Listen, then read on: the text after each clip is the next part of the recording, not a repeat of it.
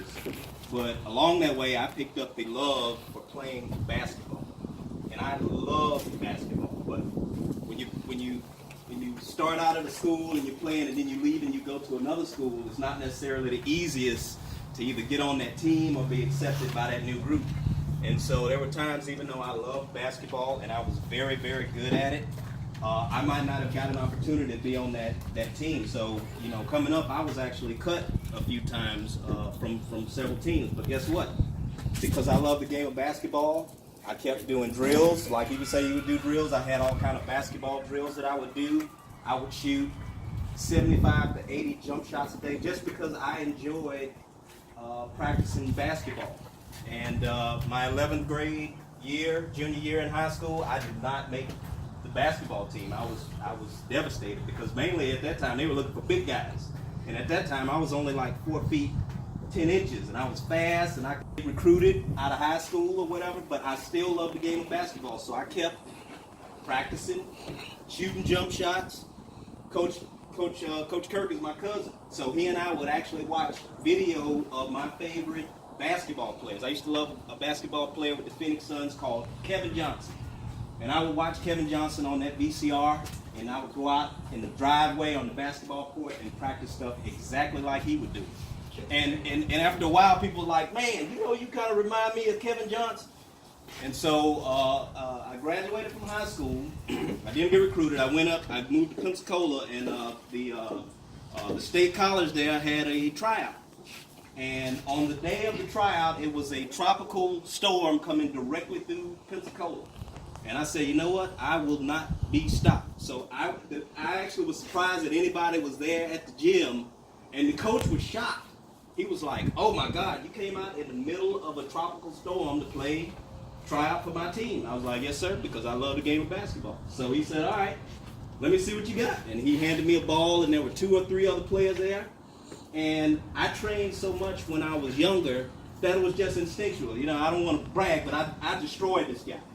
And that guy was like, dude, I don't know how you are not playing college ball, but you are welcome on my team.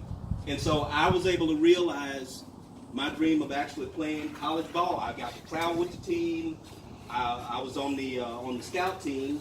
But guess what? I was giving those scout guys all they wanted. They called me Lil B. And some of the guys that I'm still friends with to this day, they still refer to me as Lil B, because he's the smallest guy on the court, 5'9", shooting 3-pointers over big 6'8" guys and make them. So Coach Solomon there made a point. When you play at a college, it is a big, big deal. So you wake up in the morning, you do morning walkthroughs. You might even have a practice. You got to go to school. Sometimes if it was a big game, we would have a lunchtime walkthrough.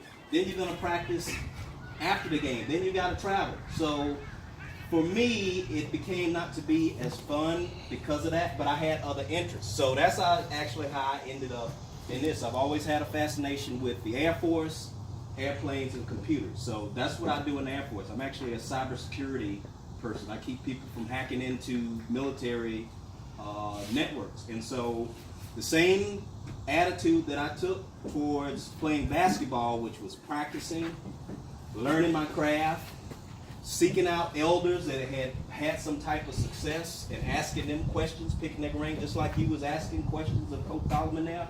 That's a good way to get a leg up on people that want the same thing. Know the way, you need to go the way, and you need to show the way. And so I'll just give you a few examples of what those are. Knowing the way is just what we talked about. You have to learn your craft. You have to be coachable.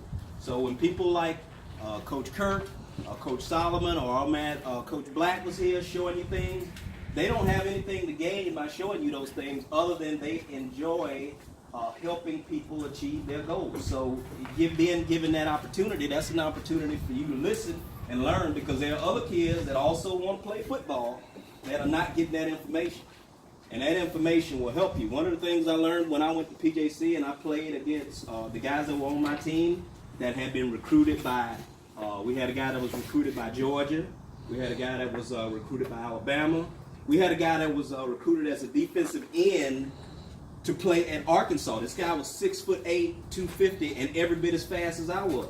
But guess what? The reason they were at the state college is because they didn't have the grades to actually go and join those programs. But what I learned from those guys were they had gotten information from camps and other relatives that had played ball, things that, you know, I hadn't really had access to. My father didn't play. My father was as a Navy chief, so he spent a lot of times on ships floating in what's the name. So, you know, I was able to do very good learning by myself, but it would have helped to have that additional information from they got. So they was like, hey man, this is how you set that crossover move up.